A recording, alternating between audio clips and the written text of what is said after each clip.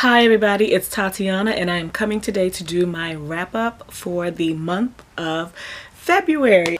I apologize if I seem a little low energy. I am extremely sleep deprived. We are coming off of the back of a very stressful weekend and it's like Monday, it's the day Luke Perry died that I'm recording this, and yeah, just where my mind is in regards to that, because it sucks that somebody that I watched ridiculously as a kid and was in the first Buffy movie, all of that good stuff is gone at the age of 52. And then just thinking about the fact, well, my stepdad, when he died, it was 6 days from his 48th birthday when he passed after having a series of strokes. So yeah, a lot of stuff going on in my brain and I am extremely tired. But I knew that if I did not go ahead and sit down and do this today, it was not going to get done anytime soon. So here we go. Who knows when I'm going to get this uploaded? I'm recording this on March 4th. So I'm going to start. These are not in any particular order. I'm actually going to start with the library books that I read, and then everything else that I read this month. I just dropped 2 of the books. Were books off of my bookcases. So that is awesome. That I only read 2 books from the library this month. The first that I read and finished was The Poet X by Elizabeth Acevedo. I picked that up after listening to or seeing Dee Dee's review for Brown Girl Reading, and then talking about that in our BookTube, our live chat at the beginning of the month of February. I said, okay, let me go ahead and get this, and it was available, the audiobook, and I read that. Loved it. All of the hype it's getting, it's due. There are tons of reviews out on this book on YouTube. Pick one. All of them say basically the same thing. What made me really want to pick this book up was not because it's been so hyped, but that people I know and follow who don't typically read a lot of YA loved that story. So I wanted to read it because of that. And I loved it. The next book I picked up from the library was The Gilda Stories by Joelle Gomez. I picked this up because I'd heard about it, was kind of sort of interested because it's black, female, lesbian vampire, and yeah, I love vampire stories. So, and then Jerry from Onyx Pages did an interview with Joelle Gomez, and so I was like, I really want to read this now. And unfortunately, I DNF'd this book. There are 2 reasons why I DNF'd this book, and both of them start with the fact that this book, this edition that I got from my library, is missing 20 pages of text. Like, I got to one chapter and it's like pretty doggone far in. The chapter with the missing text starts here. So this is how far I was into the book once I got to this off-Broadway chapter, and then I started reading and this happened. And I was like, okay, well that's just 1 page. No. And then another page. And it's not that these pages were skipped in the printing process. There is actual like missing text. This is the start of a sentence. Since there's no overwhelming reason not to, why not bring this? Sound of Bernice's laughter in her own all made the connection to life less tenuous. Like, those 2 sentences don't match. There's a couple of places where it's the end of a sentence when you get to the next page, but you're in the middle of a sentence the page before. And so when I realized that, like, this ends with she crossed under the west side high, and it's hyphenated, and then back here you got the beginning of a sentence with a capital B.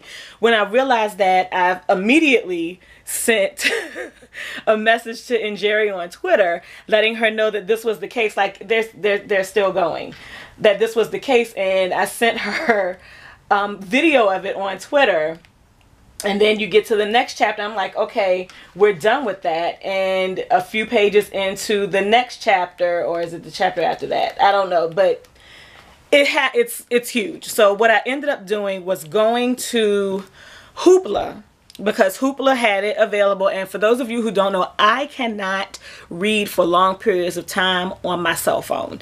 Even when I put it on dark mode, it's something about reading with the backlight. It does something to my migraines. It makes them appear when I don't have one. So I don't do a lot of reading on my cell phone, but with Hoopla, you cannot transfer it to your Kindle. So I read the Off-Broadway chapter on my phone, and that took like 2 days of reading it just to get through having to read that with the backlight.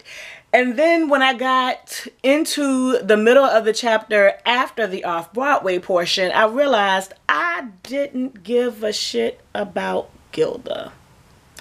And I was not really concerned. Like there are a couple of stories in here, and what this basically is, it's Gilda's life in short stories. So in each of the stories are like 50 to 60 pages long, somewhere in that range, and they're different parts in time as she's moving through time and through history, and experiencing life as a newly converted vampire, and then being a vampire going through US history. And I realized I didn't care about Gilda. And once I realized that, I said, you know what? You don't have to finish. You don't have to keep going with this if you really don't care. And so I stopped reading it. And I don't think I'm going to pick this back up. It's unfortunate because vampire stories are right up my alley, but it is imperative that you give a damn about the characters that you're reading about in order for you to enjoy the stories. And I legit gave no fucks about Gilda. In fact, there's one character at the beginning of the stories who leaves her, and I literally felt like I was just reading, waiting for this character to come back. Once she came back, I was like, okay, great. So yeah, I stopped reading this, but I am counting this as read because I read more than 75% of this story. Okay, so everything else that I read this month were books from my shelf. Yay. The first that I'm going to share with you is Unforgivable Love by Sophronia Scott. This was the hashtag Read So Lit buddy or group read for the month of February. It is a retelling of Dangerous Liaisons. It is absolutely wonderful. It's set in 1940s Harlem, and it's casted with black people. I loved this. And what this did, if you haven't seen the live discussion that we did of this past Saturday, I will link that in the description box below. But one of the things that I said in that discussion was that I realized as I was reading this that I had not read a lot of books about black people set during the Harlem Renaissance. Like I have one, The Wedding, but I haven't read it yet. And it was a change of pace kind of for me to imagine black folk living this life of opulence in the Harlem Renaissance, which was nice to see and enjoyable to read. But I need to read some more books that are set in this time period so that I can get used to that. But I thoroughly enjoyed this. This moved so fast, and this is part of the reason why I was able to read as much as I read this month, because I actually told myself that I was going to read each weekly section each week. I wasn't going to read ahead of the schedule for the group read. So once I finished that 100 or 140 pages for the week, I went on to read something else for the rest of the week. And because this moves so fast, it actually kept my momentum going with wanting to read more books. So yeah. I also read Queen Sugar by Natalie Bazile. I have a review of this. I will link in the description box below if you haven't seen it. I did enjoy this. I really enjoyed the way that this story was written, and I kind of thought I was not going to want to read or watch the show once I finished this, but I enjoyed the way this was written so much that I do want to see the show and see the differences between the show and the book. I really didn't like a lot of the characters in this novel, which is fine, but I did enjoy the novel. I have a review. I think I said that already. Next, I also read Praise Song for the Butterflies by Bernice L. McFadden. I have a review of this. Check this out. I love this. That's all I gotta say. I read Say You're One of Them by Akpan, and in all honesty, I finished this on March 1st, but I am counting it because I made myself stop reading it on the 28th because I knew what was going to happen to one of the characters in the story I was reading, and I did not want that to be the last thing I read before I went to bed.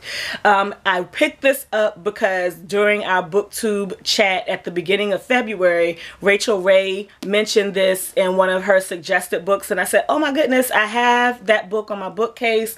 I bought it years ago, haven't read it yet, and she, you know, just really talked about how great of a short story compilation it was. I did not know that it was short stories. So that was, I literally picked this up because I think it was like $3 or $4 on clearance at Barnes & Noble at the time when I bought it. But what this book is really comprised of is 3 short stories and 2 what I would call novellas, because they are over 100 pages, and they are stories that are set in Africa, and it's really showing the effects of war and religious disputes and fights on children. These stories were so effective and visceral and touching and poignant, and you could see some of the things that were taking place. Of the stories in here, the one that affected me probably the most was Luxurious Hearses, just for the hope that you experience in that story with the main character. But all of these stories were really, really, oh my goodness, they were so good. But be forewarned, they are not nice stories. They are stories that cover a lot of difficulty. They are stories that are very descriptive and make it easy for you to imagine the hardships and the difficulties and the betrayal that some of these kids are experiencing. And the difficult part of it for an adult reading this is understanding that the kids don't know how to process this information that their brain is taking in, but they don't know how to make sense of what's happening and where they fit, like how to put themselves or deliver themselves from this situation where they really don't have any help.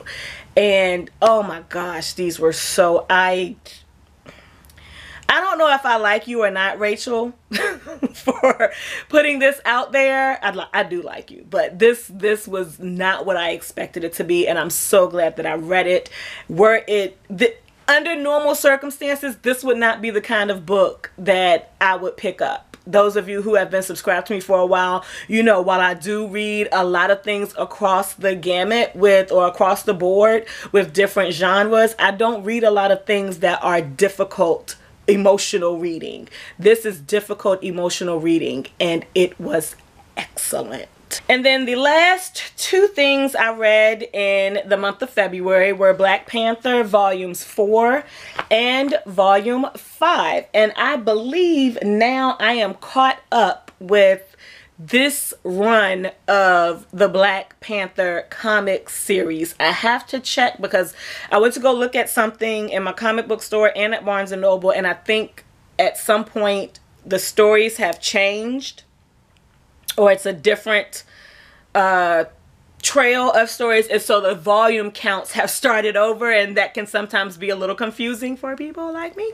So I'm going to double check on that to make sure that there's no volume 6, because before there wasn't supposed to be a volume 4. So gonna make sure that there's no volume 6 before I move on to the next, what I think is the next series or the next bind up, in the Black Panther story.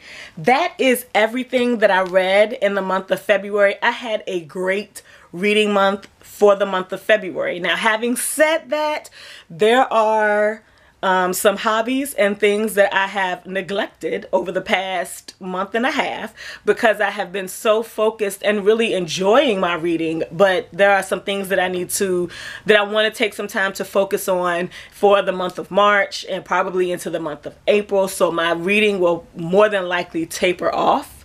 At this point, not to say that I won't be doing any reading. I only have one book on my bookcase that I am definitely planning to read. No, that's not right. I have two.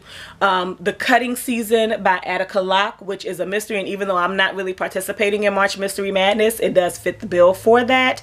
And then Breathless by Beverly Jenkins, but I have Forbidden that I borrowed from the library because I didn't know Breathless was book 2 when I bought that at the library book sale I purchased that at last year. So those are the only 3 books that I'm thinking about reading in the month of March, and that may not happen because I have 3 arcs that I need to read, as well as work on my temperature blanket. I want to play some video games. I need to mentally disconnect from a lot of things because I'm mentally and emotionally overwhelmed after this past weekend. So those of you who follow me on Instagram saw a little bit of what the main issue was this past weekend. But yeah, I am needing some time to disconnect, and the way to do that is to watch cartoons and crochet or play video games or just read romance novels. So that may be what happens. Thank you to my new subscribers. I have crested 1,000 subscribers, and like, no joke, I literally never thought that would happen because this has been a long and slow ride, and that is 100% okay. I didn't expect any skyrocketing once I started making a booktube channel because I understand how YouTube works sometimes. So not sometimes, most of the time. So I wasn't really expecting that, but I do want to say hello and welcome to my new subscribers. If you waited to the end of this long ass video, thank you for subscribing. And yeah, I will see you with my next video. We'll see when that happens. It may be a Friday Reads. We'll see. Thank you all for watching. I'm going to go to sleep now. Have a good weekend whenever you see this video. Peace out.